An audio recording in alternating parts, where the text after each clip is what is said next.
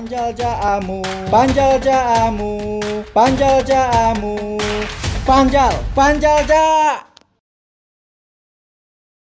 Assalamualaikum warahmatullahi wabarakatuh. Bersama saya kembali dengan program Panjal Jaamu. Saya sekarang berada di pesantren Ummul Qura, Seloliman, Trawas, Mojokerto. Bersama saya adalah pengelola pesantren ini bernama Pak Guruh Soekarno Putra. Oh bukan, beliau ini namanya hampir sama dengan tokoh kita, putra Bung Karno, yaitu Guruh Soekarno Putra. Tapi beliau adalah Guruh Sujono. Kalau orang manggil Pak Guruh kan kedengarnya guru. Tapi apa benar Pak Guruh Sujono ini juga seorang guru? Apa kabar Pak Jono?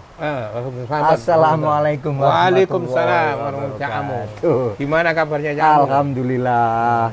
Dipanjal dari Trawas sampai Jolotundo. Alhamdulillah. Ganti baju, ketemu Pak Jono. Alhamdulillah. Ya, nggak mungkin saya harus pakai baju ngowes ya kan.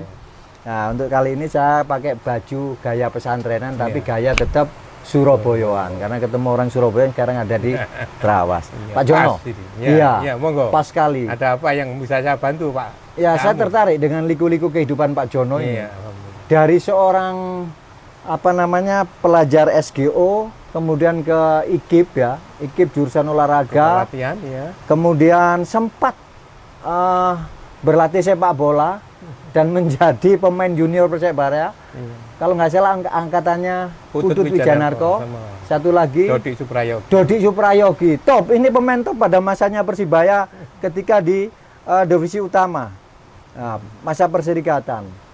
Dan saya ingin tahu lebih dalam tentang Pak Jono. Pak Jono di pesantren ini sebagai apa? Sebelumnya Alhamdulillah kita bisa ketemu dengan Cak Amu dan bertemu dengan teman-teman yang lain. Alhamdulillah saya di Pondok Ummul Qura Seloliman ini dipercaya oleh Kiai Suyuti sebagai pengelola pondok, sekaligus sebagai pengawas untuk santri maupun di lingkungan pondok pesantren. Nggak kaget untuk mengelola pondok di Insya Allah, karena niat ya yang kuat dan minta izin dari keluarga serta ridha Allah SWT. Semoga Allah memberi kemudahan dan kekuatan saya dalam mengelola, mengawasi pondok pesantren ini. Dan tinggal di pondok pesantren ini jelas meninggalkan keluarga kan Pak Jono, karena ini khusus untuk guru-guru atau ustadznya yang tidak boleh pulang kan gitu. Iya. Pengaruhnya gimana?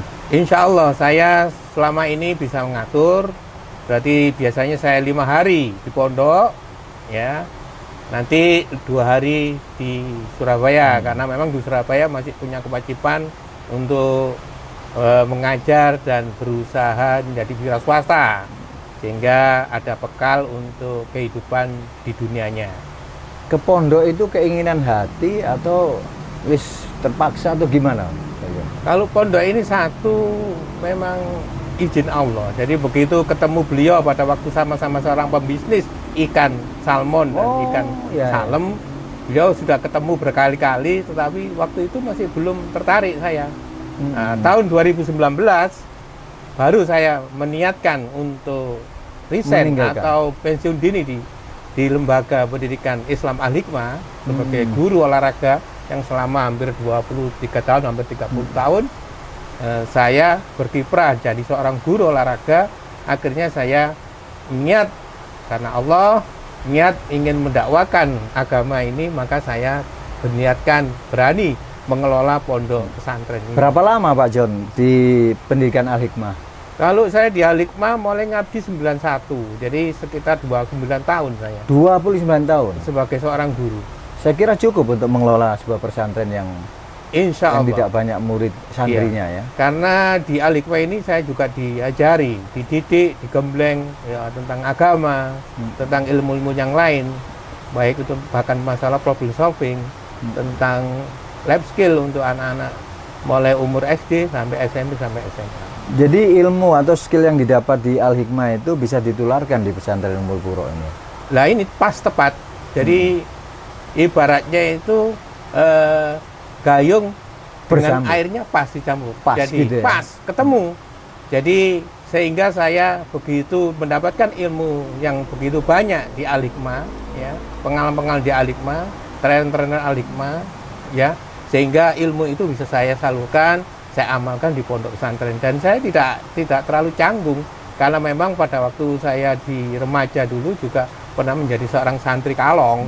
Tapi ya, sangat kontradiktif dengan ilmu yang diperoleh Pak Jono ketika masa-masa SGO, kemudian kuliah sebagai apa ya, pendidik di bidang olahraga. Ini kontradiktif sekali dengan ya, kehidupan secara sekarang. keilmuan memang dengan pesantren itu memang ada kontradiksi, ada semacam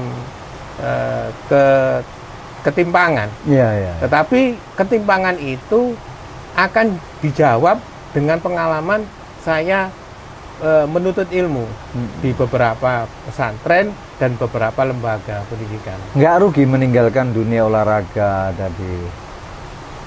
Insya Allah Camu dengan niat karena Allah SWT Sama-sama mendidik orang. Nah, sama-sama untuk berjuang dan mendidik generasi bangsa Indonesia ini supaya menjadi bangsa-bangsa yang bermartabat, anak-anak yang punya unggul dan punyai akhlak yang baik. Terus cerita di awal tadi, Pak Guru Jono ini kan Pak Guru atau Pak Guru ya? Guru, Iya, guru. iya.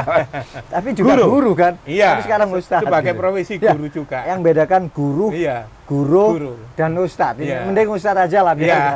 tidak. Nah, tetap Iya. sebagai ustadz ya. Iya. Bukan lagi ustadz sepak bola kan. Iya. Kalau dari background tadi, Pak Guru Sujono ini kok bisa waktu itu tertarik dengan dunia olahraga sekolah SGO? Pada saat itu kenapa? Memang bakat atau keinginan orang tua? Kalau di SGO itu saya awalnya Camu itu dari motivasi guru olahraga saya juga. Karena melihat prestasi saya di bidang olahraga itu ada bibit-bibit untuk menjadi seorang atlet atau sebagai pemain. Maka disalurkanlah saya di waktu itu lulus SMP ke SGU.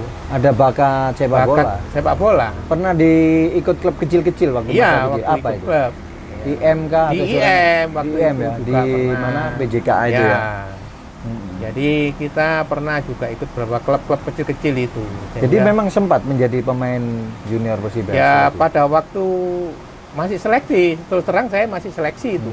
Masih TC beberapa bulan, ternyata memang Allah juga menakdirkan saya mendapat musibah. Kenapa? Cedera? Ya, cedera. Dilabrak? Pada waktu di Madiun, kaki ditabrak. Ya, istilahnya ditekel dengan kasar sehingga retak. Dan itu jawaban Allah ya? Lah. Wis ojo diterusno. Lah. Ojo diterusno. Disitulah letak. Setelah itu saya berkecimpung di dalam suatu semacam wadah dakwah remaja masjid Ya, ya. maupun TPI. Ya, memang siklus kehidupan kan seperti itu, seperti roda berputar Pak Jono, Iya. ya. Ketika kita berada di bawah, ternyata di puncaknya, turunnya juga nggak soro kan sebenarnya. Ya. Dan pada saat Pak Jono dalam kehidupan ini, puncaknya pada saat di Al-Hikmah atau di mana? Atau di sini? Puncak kehidupan yang sebenarnya? Saya insya Allah, kalau saya sebenarnya puncaknya di sini. Di sini pondok ya? ini. Apa yang dirasakan puncak itu? Jadi kenikmatan batiniah. Jadi kenikmatan batiniah yang tidak bisa ternilai. Subhanallah. Dengan Inspiratif materi sekali. maupun Ya, ya. yang lain. Dan itu yang dicari oleh manusia dalam Nah. kehidupannya ya. Jadi kalau di standar materi, saya waktu di Al-Hikmah sebenarnya senang di Al-Hikmah. Iya. Standarnya lebih banyak di Al-Hikmah. Sekolah pendidikan punya kelas ya, begitu ya. Kalau dibuat seleri itu sangat jomplang. Ya, ya. Kalau diukur materi, tapi kalau diukur dengan rasa kebatinan, rasa itu jiwa yang membuat jiwa tenang, itu di pondok ini terus Batin terang. memang tidak ada nilai rupiahnya. Iya. Tapi di pihak keluarga kan terjadi apa? Kontradiksi ya antara aja, perdebatan atau Sebenarnya kan meninggalkan Al-Hikmah hanya sekedar di sini itu gimana? kalau Juga, kamu sebenarnya pada waktu awal saya mau meresign, mau melanjutkan selainnya ngabdi di pondok ini kan juga musyawarah dari keluarga. Ya. Apakah saya bisa diridhoi atau disetujui bahwa ayahnya ini dari dulu di lembaga yang formal menjadi pondok pesantren Informal. ya, informal, tapi pondok ini mempunyai gambaran menurut saya kedepannya insya Allah makin bagus. Dan kedepannya dunia akhirat pasti ya. Ya, Tapi sana juga dapat akhirat, lu guru juga. Iya, kan? Ya? sebenarnya sama, tetapi lebih apa ya? Lebih terdorong ke batiniah itu, ketenangan batiniah. Apa karena alamnya yang di sini? Nah, salah satunya juga penyebab salah satunya adalah situasi Lingkungan, kondisi dan ya? alam yang Oh, mendukung. duanya sangat istimewa. Iya. Tidak didapat di kota-kota besar Ya, termasuk Surabaya ya. Kita kan saya hidup lahir di 65. Jadi Iya. saya hampir 50 tahun lebih di Putranya Surabaya. berapa, Pak Jon? Saya 3, Cakmu. Sudah punya cucu? Belum. Belum. Ya? Yang pertama? Yang pertama di UNER, melanjutkan ya? S2 farmasinya. Oh, farmasi, subhanallah, Dia istimewa. termasuk juga pekerja di UNER, di labnya. Iya, iya. Ya. Yang kedua sama-sama di kimia, sama-sama. Satu kimia, Iya. satunya kimia di UNESA, tapi pendidikan. Sepintas memang nggak kelihatan kalau Pak Jono itu background kesuksesan keluarganya seperti itu, rumah tangganya ya. Di sini kan tugasnya saya sering melihat Pak Jono ngasih makanan ikan, Iya, ya, benar. ngerawat bebek, Iya, mentok benar. gitu kan. Iya. Ini yang sangat ayam. indah, hidup alamiah seperti ini Pak Jono. Iya. Iya, saya kira sobat bahwa inilah filosofi kehidupan. Kalau kita berkiprah dalam satu kehidupan ini, paling tidak ketika kita naik sepeda itu kan perjalanannya jauh dan harus dikayu kan sampai kemana puncaknya. Ternyata seorang Pak Jono, seorang guru dan guru ini, Guru Sujono, seorang guru yang sekarang jadi ustadz di pesantren ini, puncaknya ketika ada di pesantren ini, subhanallah, kenikmatan batin yang diperoleh. Dan itu sebenarnya kehidupan sebenarnya. Kehidupan yang dicari orang bekerja di mana-mana dan orang bersepeda itu ketika naik di puncak gunung itu tadi. Turunnya pasti nikmat. Bukan sengsara nikmat. Kalau kita menguasai tekniknya. Sobat, saya akhiri dulu pertemuan kami dengan Pak Jono. Terima kasih Pak Jono. Sama-sama. Assalamualaikum warahmatullahi wabarakatuh. Sukses. Jumpa lagi dengan saya dalam program Pancal Caamu. Bangga Indonesia, dahsyat luar biasa. Assalamualaikum warahmatullahi wabarakatuh.